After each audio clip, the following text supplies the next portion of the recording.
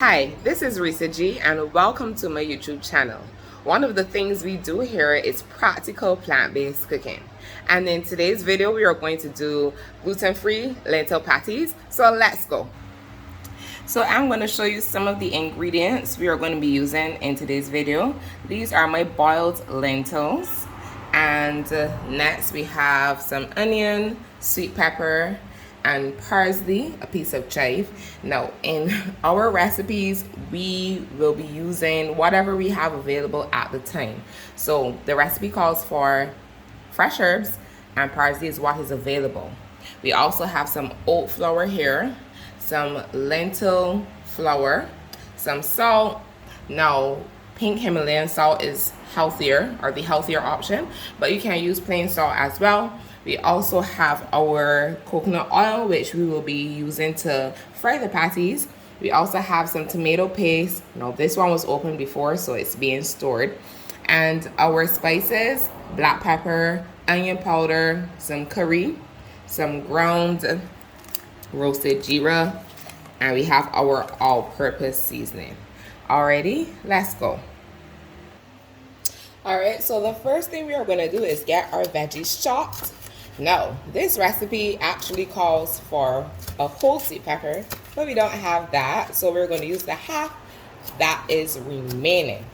So I've already chopped the onions, and we're just chopping up the sweet peppers here. Before the video was started, I boiled the lentils.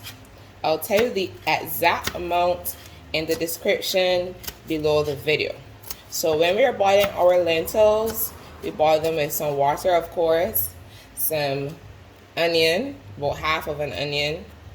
While I was boiling them this time, I dropped in 2 pieces of thyme, and I also dropped in a hot pepper.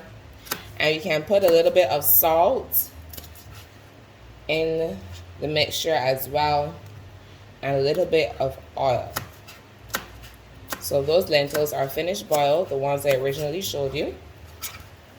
So we have that done for us already. Alright, we have our sweet pepper chopped, and we have our onion chopped. Now we are just going to chop our fresh herbs. Like I said, we use what we have. Today that is some parsley and just 1 tiny bit of chives. So use whatever you have available. If you have basil available, you can use that as well. If you have rosemary and you like the flavor of rosemary, feel free to use that. It has to do with your liking as well, because everybody doesn't like the flavor of every herb there is. So veggies are all chopped. Let's move to our next phase. Alright, we're going to add our chopped veggies, tomato paste, and the rest of our spices to our lentils. Here they are. This is how they look when they are boiled. So we're first going to add that onion that we chopped, and our sweet pepper into the mixture. I'm going to show you another angle when I've had everything in. Here are our herbs, our fresh herbs, our parsley, chives. We're going to add our tomato paste. You can add tomato sauce as well. With the tomato paste, you don't have to use as much because, of course, it is far more potent than the tomato sauce. Alright, we have some curry. I'll tell you the measurements in the description, like I said. Usually when I cook, I don't go according to measurement, but I kind of average them out so that you can have a guide.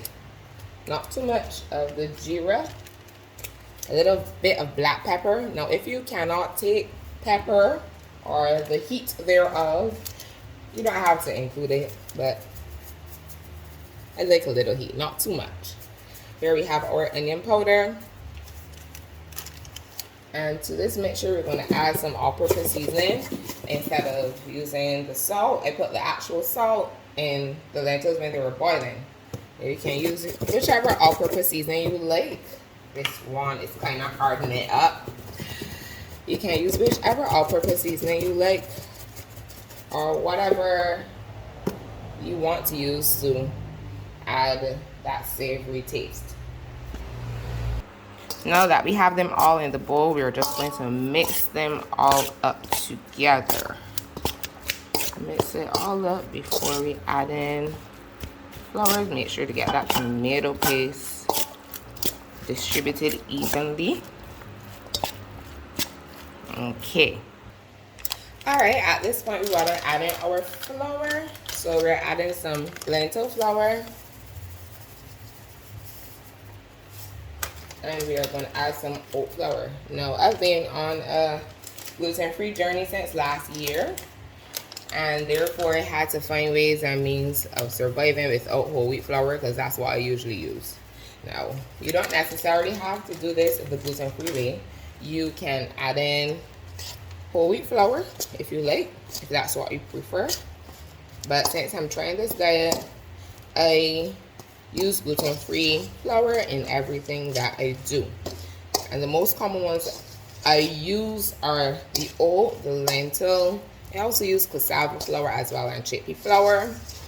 And they taste pretty good. And this recipe, the patties hold together really well, so you don't have to worry about them falling away or crumbling in the pan, because I know with gluten-free recipes, that is the fear.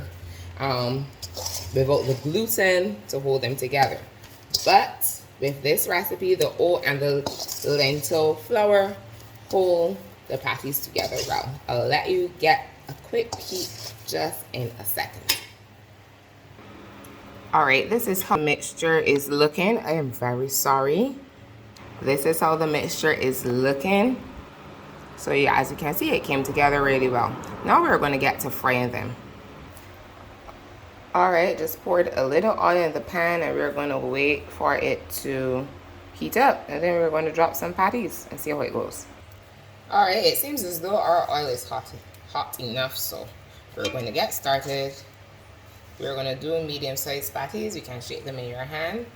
So, let's give it a little roll. Flatten it. Here we go. Yeah, we want it about this size. It's not going to be perfect, but this is big enough. Now my little pan holds about 7 patties, so we'll fill it all up and then I'll show you. Okay, so today it held 6.5. Those patties over there are a bit too big, but anyhow, here they are frying. If you want to bake them, you can do so, or you can even use the air fryer. I think we can try a few in the air fryer this time around. I'm going to show you the flip side. But as you can see, they're holding together, and this is gluten-free flour we are using. Alright, let's see if these patties are browning. Yes, they are. Now, you can use these next to your food and also like in a burger. So there are many different uses. And when you do them, you can freeze them and just pop them out the freezer and warm them when you're ready. Oh, they're looking nice and crispy. Yeah. Okay, it's took out the crispy looking one from the corner so that we can taste it. I have to let it cool. Ooh, ooh. Okay, here it goes. Very good. Alright, that's it for today's video. Please try this recipe. Let me know how it goes. Don't forget to like and subscribe, and see you next time.